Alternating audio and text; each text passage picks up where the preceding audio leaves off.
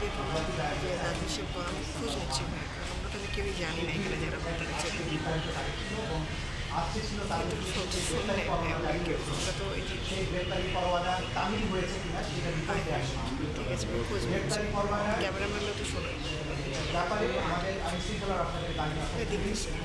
Report দিয়েছেন যে আসামি শেখ হাসিনা এবং আসামি আসাদুজ্জামান কামালের বাসায় বিভিন্ন সময় অভিযান পরিচালনা করে তাদেরকে পাওয়া যায়নি।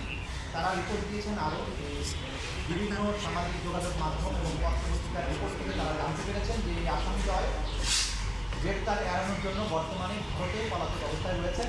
তাদেরকে পরবর্তীতে গ্রেপ্তার করা সম্ভব বলে আদালতে প্রকৃতি করেছে। এই রিপোর্ট আসার প্রেক্ষিতে আমাদের ট্রাইব্যুনালের যে আইন আছে, ট্রাইব্যুনালের জন্য যে রুলস অফ প্রসিডিওর আছে, সেই প্রসিডিওর অনুযায়ী যেহেতু গ্রেপ্তার তাদেরকে করা যায়নি, সে কারণে আদালত আগামী 1 সপ্তাহের মধ্যে তাদেরকে হাজির হওয়ার জন্য, অর্থাৎ এই আসামি শেখ হাসিনা এবং আসাদুজ্জামান খান কামালকে আগামী 1 সপ্তাহের মধ্যে হাজির হওয়ার জন্য নির্দেশনা দিয়ে আদালতের এই আদেশটি দুটো বাংলাদেশের বহুল প্রচারিত পত্রিকায় বিজ্ঞপ্তি দেওয়ার জন্য আদেশ দিয়েছে এবং এই বিজ্ঞপ্তি অনুযায়ী তারা যাতে হাজির হন আগামী 24শে জুন তাদেরকে এই বিজ্ঞপ্তির মাধ্যমে জানিয়ে দেওয়া হবে। 24শে জুনের মধ্যে তারা যাতে আদালতে হাজির হয়ে এই বিচার প্রক্রিয়া মোকাবেলা করেন।